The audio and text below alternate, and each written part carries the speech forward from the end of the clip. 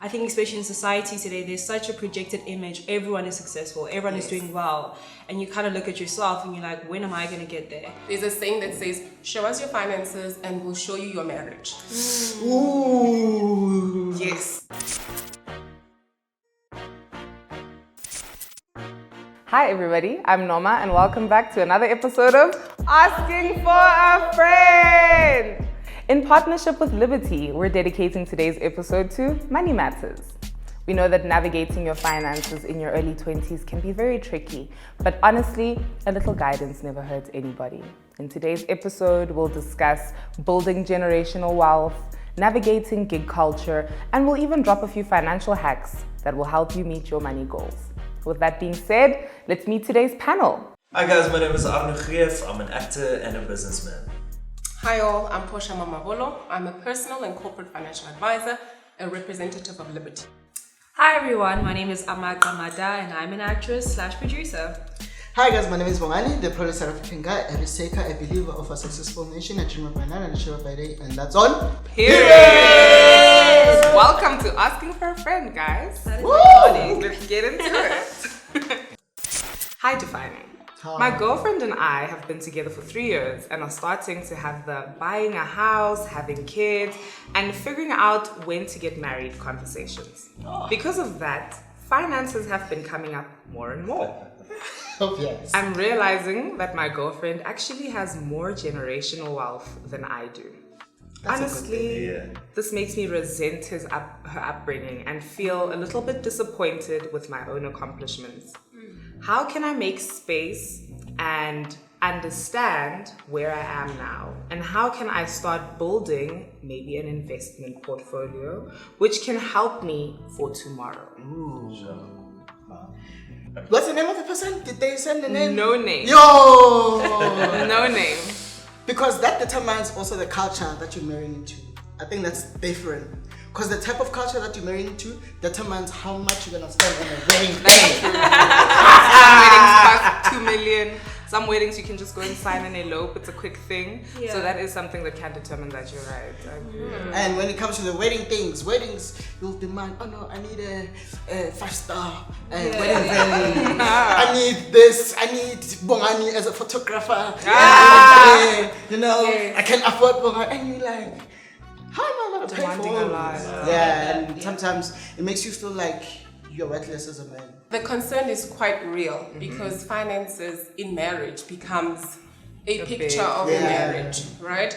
There's a saying that says, show us your finances and we'll show you your marriage. Ooh. Wow. Yes. That's a serious one. So the concern is quite real. I think there's an opportunity for her, is it him? Him to really sit and discuss money. What's his relationship with money? What's his history? Like he said, he's not from a well-off household or family. What are his hopes and dreams? How can he make them achievable even in the marriage? But he did say girlfriend, so let's think about that. When do you guys think it's too soon to start discussing money in a relationship? Because they've been together for 3 years, and if you guys have been together for 3 years and you guys are already having those kind of Discussing conversations, I feel like these nitty-gritty things should be out of the way already. If that's like where you guys are going, or are you guys discussing marriage to maybe get married in the next 3 years? Then you guys should be talking projections and not really talking about what you guys have now. So when do you guys think it's too soon? Or when is it comfortable to talk about money in the relationship? Not the first date, probably. Yeah. Wow, okay. Well, Someone I has feel to pay. I feel like finances are a very touchy subject. There's a lot of secrecy with how much someone earns or how much you're making. I think especially in society today, there's such a projected image. Everyone is successful, everyone is doing well, and you kind of look at yourself and you're like, when am I going to get there? Obviously, I'm not in a situation where I'm in a relationship where we're having those kind of conversations, but I think as soon as you're planning to spend your life with this person and do life with this person, those are kind of conversations you want to get out of the way as soon as possible, because you don't want to find yourself in a marriage and, there's expectations for this and you can't do that, So I think when you guys are thinking of life, there should be, those conversations need to come like in. I agree. I went through a similar situation. I was in a long-term relationship And this was early in my career. Did you get 200,000? Not at all. Not at all. That's why I'm here again. I'm here today. But so I came from a very sort of middle class background, and my girlfriend at the time was like kind of top 1% family type vibe. And it used to never be a problem until we started talking about maybe we should move in together. Okay, but what furniture are we gonna buy? What's this? And I remember us going to a furniture store and like she saw a couch that was like 70,000 rand, and she's like, maybe we should get this. And you were like, That's the rent for the year. That was like sorry. that's like 8 months of work for me to get at that point, you know, because I was still on the come up. And the divide started growing so big because we just couldn't relate, you know. I was making 15,000 rand a month or something. She was used to like 15,000 rand is nothing. Pay for, you know, you spend that on a handbag or something just for a Tuesday afternoon. And it became very difficult for me because it's like I'm trying everything I can, but you know, I'm not gonna be there soon. What would you say? That is Portia. Sorry, not to like throw it back. But like, what would you say for like young people wanting to invest and wanting to make sure that they're secure in their finances? What is the best option for them to like go for? So when it comes to investing, guys, I think the best place to start is a tax-free investment, right? And we'll talk about risk, right, on the back of that. But if you want to start understanding any investment markets, the jargon, the language, start with a tax-free investment. Okay.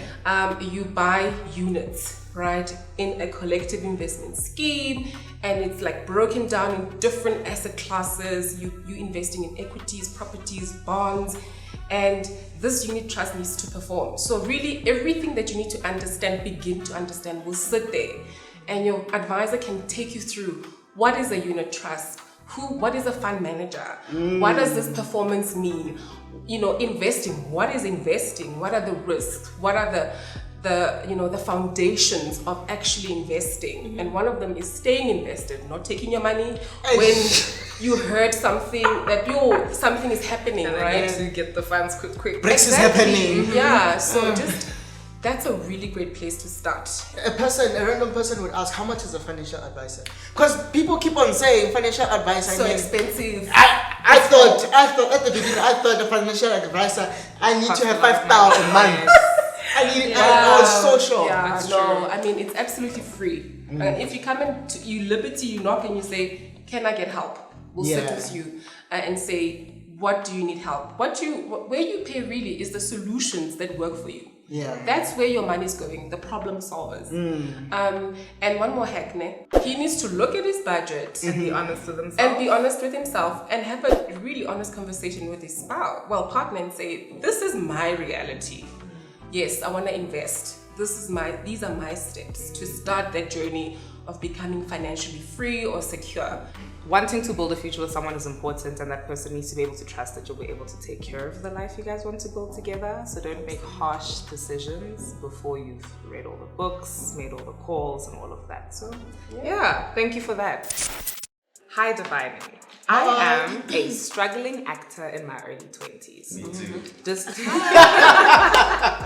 Hi. So did you send Late this? Are you telling us something? Yeah. Is this you? Did you send it in the email? Oh, is that you? Did you send it in the email? Don't worry, we got you. Okay, Arno, what's up? Tell us. Okay, so Arno says, hi, Defining. I am a struggling actor in my early 20s. Despite my love for this craft, I hate how unstable and inconsistent the income in the industry is. Amen. Even though I have multiple streams of income, I still find it hard to manage my money. Is it possible to plan for the next stage of my life? Or should I just give up on that dream? What do you think? Tell us. What's going on? Arno.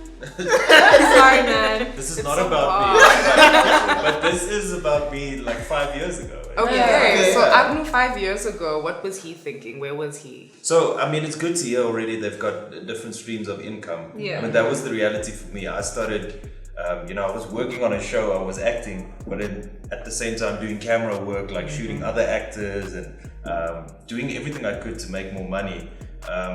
The thing I found that you just need to do is you need to find your amount. Like, what is it that I need every month? Is it 10,000, 12,000? What is that? And regardless of how much money I make, like that is all I'm going to use this month to start building up like more money for the future until you're comfortable, until you get to a point where like you're working more consistently, you've got more consistent income, and you've got a good savings. But don't give up. Like, don't give up. That's not an option. I've been there, you know. I've had months where it's like, cool, I'm down to my last 50 rand and I've got to pay my bond and I've got to pay this and everything. And it's not fun. But when you push through to the other side, like it gets better for most people. For most people. Sometimes it doesn't, and then life takes you on a different course. But so I don't think I ever struggled like that, because I think I was I'd only moved out of home when I was like 23, which might seem like, oh, that's quite young, but I wanted to move out way before that. But it just didn't make sense for me to do that. And I think I had like support from my family, my mom, who's very financially like savvy. When I was 18, when I went to university, I mean, she gave me an allowance of like 1,000 rand a month. Nice. In Cape Town. You know, it's like, what am I gonna do with 1,000 rand? Cape Town. Do you get what I'm saying? Like, what am I trip gonna? outside. Do you get what I'm? That's like McDonald's for 2 weeks and then I'm done. So I think they really prepared me for like not being extravagant, knowing how to like use my money, budget, and hence I say like I think I'm big on budgeting. I know what I can afford and what I can't afford. What's helped me as well is I'm not extravagant. I know like my lifestyle, what I'm comfortable with, and I'm okay with living like even below my means sometimes, you know, because you have to make those sacrifices because I know where I want to go, you know, financially. Absolutely. I hope they're listening to us. Giving up is not an option. Not at all. Don't give up. I have a client, that really comes from Secure the Bag, and he's like, I've been waiting for someone to have this conversation with. I didn't know that as a freelancer, I can actually plan my life because my income is so inconsistent. I thought these solutions are not for someone like me. We did his budget. He's got big dreams. He's the breadwinner for his family. And we put a plan together, and he's got a retirement annuity, and he's got a life policy because he's like, these people depend on me. If anything happens to me, I want to make sure that they are okay. You know, and we did a lump sum life cover. We did a lump sum once-off retirement annuity. And I think that, you know, this person has got multiple income streams. They really can plan around that. They just need to have a structure, to have someone also, maybe if they need that kind of support, to sit with them and say, what are your goals, right? Someone to give you some objectivity, to say, you don't have a reason to give up. How much, for example, like, I find it difficult. How much would you say is enough to start off investing? So for me, I'm getting this much and this much, but what is that amount? Because for me, if I set a target to say, okay, investment, I know to start off, is it 10K? Is it 5K? Is it 1K? Then at least I'll get an idea where I'm starting at. So like when a big chunk of money comes in, I know what's my next. Directing your money. You know, if you don't direct your money, your money will direct you. If you get a lump sum, and you don't have a plan for it, it will have a plan for you. Definitely. So, and we learn the hard way here. Yes, right? Yeah. And for you in the gig economy who's getting a lump sum, we've got various solutions that start at 12.5. So you can do a once-off lump sum, and you can actually even lock it away for 5 years. I think nobody is really addressing the fact that it can be very overwhelming dealing with large amounts of money. Exactly. Like, we're not used to just chilling on a Tuesday and you get a 50,000 rand in your account. Meanwhile, it's a payment from 3 months ago. You don't actually logically know how to navigate that if you don't have a plan. If you don't have a plan, you're gonna go mad. If you don't direct it, it will direct you. And you're right. That's where the overwhelming come from. He's got multiple income streams, but they don't know. They don't have a plan. What to do with the money. With that, so when I started working in Gomora, which was such a blessing because I was earning a salary, I was able to then buy property. Awesome. Which was such a huge blessing. But then I think Standard Bank, which is like working with Liberty, they have this thing called an access bond, where you can basically put a large sum of money into that bond. decreases your interest, like how much you're paying a month. I think so. Don't Yes. quote, I'm right on this. Yeah. So it decreases how much you're paying each month, but then you have access to that money as well. So if like let's say you need 100,000, like you can access it. It obviously just affects how much you're gonna pay monthly. Does that mean if you've got a good credit score, can I now start buying a property for 5 million rand? Well, it depends on obviously how much you're earning and how much is coming to you. But with me, because I then wanted to buy a second property, and they were like, so I bought the property, but I didn't move in. So I still lived with my parents. Okay. So that was like Smart. an investment thing. Yeah. So I bought the property, and then someone else moved in, and their rent was basically paying my bond. Yes. Yeah, so they were basically paying my bond. Yeah. And then I wanted a second property, and I had left Gomorrah. Or did I? I can't remember. But I think I'd left Gomorrah because then now I had to prove that I could actually afford to buy this property. So I think what they did, because they had understood that I was an actress, obviously I'm not earning a salary like that. I had to get, Yvette knows, we had to get through invoices, my contracts, just to show them that this is legit, that this is how much I'm making. And they're like, alright, cool. And because like with my other property, I always pay on time. You know, there's never been any issues or anything like that. Shout out to my tenant. But so they're like, okay, cool. Like she's good for it, you know. I think, you know, you're a great example. So you can be in this economy, but you need to have the right people in your corner to help you succeed. Giving you the correct advice. So one of our scenarios starts off saying, why is adulthood so hard? I have been told by family. That's me, guys. That's Ama. Okay. So now you can listen to us, Ama. We've got the advice that you need. So why is adulthood so hard? I've been told by family that things like medical aid and life insurance are important for you as an adult. Wow. But why do they have to cost so much? And why are there so many things I need to do beforehand? Is it really worth it to spend all that money? Yes. Is it worth it? Yes. The short answer is yes, Ama. Why? It is. But Why? how do you show someone who they just got their job, they're 22, fresh out of university, you know, nothing can touch them, they're superheroes. How do you convince someone like that you know what, get medical aid, even if it means losing 2.5 a month? Because Imagine 2.5. medical aid is expensive, you 2.5. know. You want to get life insurance policy, you have 2 sickly parents, you want to add them there as well. Now that's an extra surcharge, now you're paying an extra 700 rand there. 5,000. And then it's this, and then it's then you must invest also. So remembering all these things, how do you convince young people? Okay, I want to take this one. Take that one. I think the misconception about building wealth, right, is that you have to be wealthy to build wealth. Do you get what I'm saying? Yes. These things are all relative. So you can have access to these things where you are. Yes. You don't have to get the medical aid that's 2.5. You know, there's ones for 500, for 300, for 700. I don't know, but it's quite broad. You know, you start. What is important? Just get a hospital plan then. Just get a plan where you know that if anything happens to me, I'm good if I have to go to hospital. You know, I don't have to get to the day-to-day, especially if you're not chronically ill and stuff like that. Like, I think just it will meet you where you are. You know, and as you build, as you grow, obviously then that grows as well. When I first started working, I was full-time on a show and I made like 6,000 rand a month.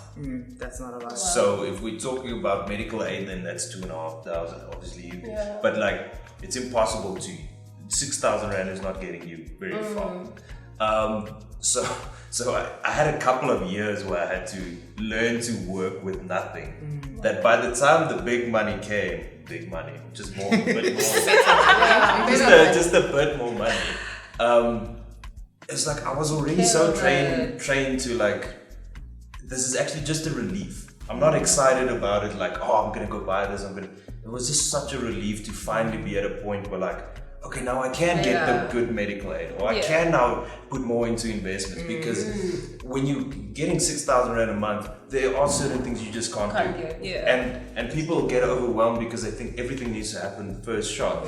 But like, it might take a couple of years for you to get to a point where you can get all the things, medical aid, insurance, all that stuff. Here's the thing, right? I think the biggest problem that we have as people is that, you know, when that debit order comes through, I think that's the biggest impact that makes you wanna cancel things or That's it. you will start it like you will start. I know it at that the feeling. beginning. That's why I'm Like, laughing. Okay, like right now we are motivated. We're getting medical aid. Sharp. Yes. Medical aid. Okay, retirement annuity. Yes. Sharp. Let's go. Okay, funeral policy. Now we're going, guys. Come the 26th. Investment, 12th hour, and then we keep on going. First month, second month, and then you're like, Now you're thinking of that 50K lump sum that Exactly. you just split apart. and you're like, It's Well, the also- part of unlearning. And that's right? what, it depends what's important to you, right? Yes. What's It really important? depends what's important to you. Going out and partying and looking good Yeah.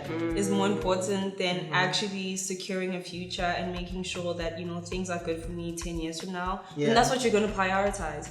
And for me, I think even like having a medical aid, having these things, it's financial discipline because you know that every month, no matter what X amount happens, has I to have to like save this much amount. So you're Yeah. budgeting already, like you know, this much money, I have to kiss it goodbye. I think something I also learned recently, what you're saying right now, it's a sacrifice, is that, so I do have my budget, right, every month, and then all the time, there's that notification where it tells me you've overspent on food, right? And I'm like, okay, this is becoming like a continuous thing, and you look at it, and sometimes it's those impulsive decisions that make us go into Yeah. this type of things. Yeah. How do we balance the two then between the spontaneous Time moment and to discipline. being financially disciplined? Because there's no way I'm not gonna be spontaneous. Yeah. Let me If I'm not spontaneous, that's it. Let's put your life in a picture. Yeah. So imagine your life as a pie chart, and because you are budgeting, you know the red is your house, your debt, Yeah. right? Your car, your house. Yeah. Right? The green, that's your investments. Ne? Your yellow, maybe that's your emergency fund. Then you like, Ama, let's go next door. And then because you have this, it's part of you, it's the discipline, right? The sacrifice. And you're like, that food costs 500, and you just imagine that pie chart of yours, that life of yours in pictures, and that debt going up, that unplanned expense just going up, and taking from the stuff that are valuable, that's right? smaller. Taking from that medical aid where you're like, I'm gonna cancel this because I overspent. On that. Right? So it's really about what, also understanding the value of those financial products that you have. What are they buying? They're solving a problem in your life. So is your money creating a problem or Or a solving? solution. But yeah. for example, like what you were saying earlier on funeral policy, for me at that moment when I like, I'm still not have gonna to look die, at the yeah, finance, yeah, yeah. like I'm not dying. I'm not dying anytime soon. I think Cancel. also it depends on you as a person and what's happening in your life. Like you said, what's important to you. Because like, for example, I just bought a car recently. Yeah. And life insurance mattered to me because I don't want them to have to struggle with my debt when I'm gone. So I know that if I do that, it can set me up in this way. So creating systems, I guess, that work for what you have in your life would be better instead of, like Ama said, get a hospital plan instead of a day-to-day plan because that works for you. I think it goes back to the whole levels conversation. And part of planning is living, right? Yeah. So you need your 30% to live. To have that, your spontaneous can be planned. Yeah. In the sense that it is not taking from everything else, but it's taking from- conscious. Yeah. It's not just, all right, okay, I saw something, I'm getting it now. How does it impact everything else that you have put in place?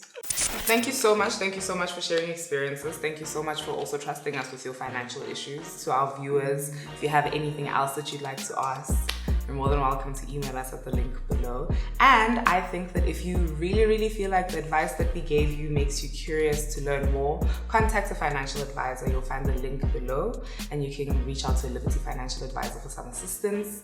Let's become millionaires, guys. Yay! Let me see him. So, thank you. This episode of Money Matters. This was our episode of Asking for a Friend. We'll see you next time. Okay. That was easy. That was fun. That was awesome.